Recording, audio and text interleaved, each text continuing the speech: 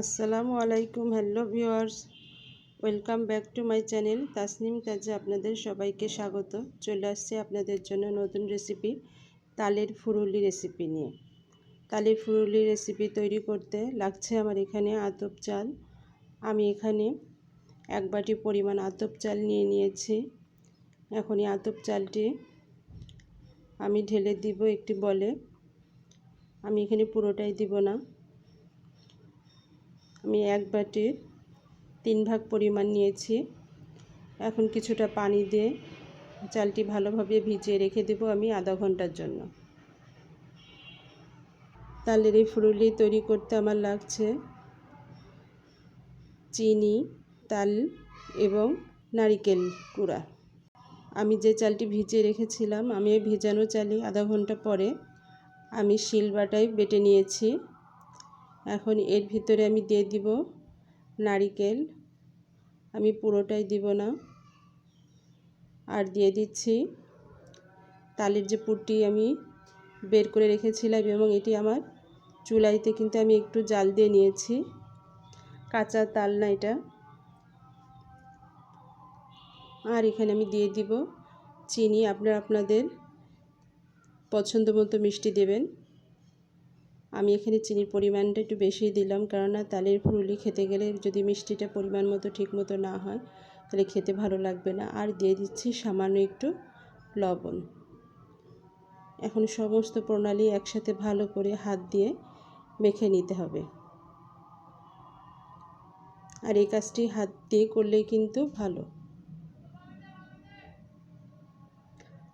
আমি চালটি শিলবাটা বেটে নিয়েছি, আপনারা চাইলে ব্লেন্ডারেও গুঁড়ো করে নিতে পারেন। মাখানো আমার হয়ে গেছে। এভাবে কিছুক্ষণ মাখিয়ে রেখে দেব। হয়ে গেছে আমার মাখানো। এখন চলে যাব চুলায়। চুলায় আমি প্যান বসিয়ে দিয়েছি এবং পর্যাপ্ত তেলও দিয়ে দিয়েছি।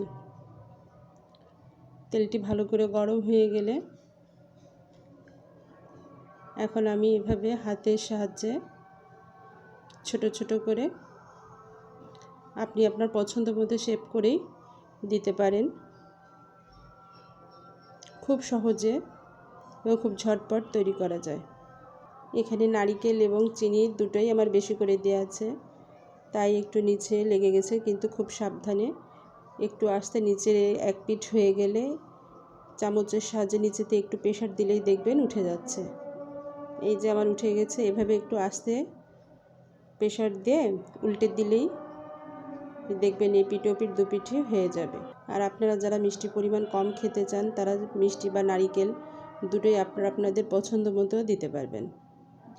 হয়ে গেছে আমার ফুরুলি। এভাবে উল্টে পাল্টে সব সাইড একই রকমভাবে ভেজে নিতে হবে, কারণ যদি এভাবে রেখে দিই 2-1 মিনিট তাহলে একটা সাইড বেশি হয়ে যাবে এবং অপর সাইডটি কম ভাজা হবে। এবং বেশি লাল করে ভাজা যাবে না, কারণ বেশি লাল করে ভাজতে গেলে ফুরুলিটি শক্ত হয়ে যাবে। তাই এখন আমার হয়ে গেছে। আমি এখন এটি তুলে নিব। আমি এটি তুলে নিচ্ছি। এভাবে আমি সবগুলো ফুরুলি ভেজে নিব। ভাজা আমার হয়ে গেছে। দেখুন ফুরুলিগুলো দেখতেও কত সুন্দর হয়েছে এবং এটি খেতেও খুবই সুস্বাদু। আর এই ফুরুলিটা আপনারা চাইলে একটি এয়ারটাইট বক্সে করেও রেখে দিতে পারেন, কেননা এটি যত যেদিন বানাবেন পরের দিনই খেতে আরও বেশি মজা লাগে। এবং এটি বাসায় রেখে দিয়ে কম করে হলো এরকম অবস্থায় আপনারা 1 সপ্তাহ ধরে খেতে পারবেন। এভাবে আপনারা বাসাতে ট্রাই করবেন। আমি আপনাদের দেখানোর সুবিধার্থে দেখিয়ে দিচ্ছি। দেখুন ভিতরেরটা কতটা সফট এবং ফুলেছে।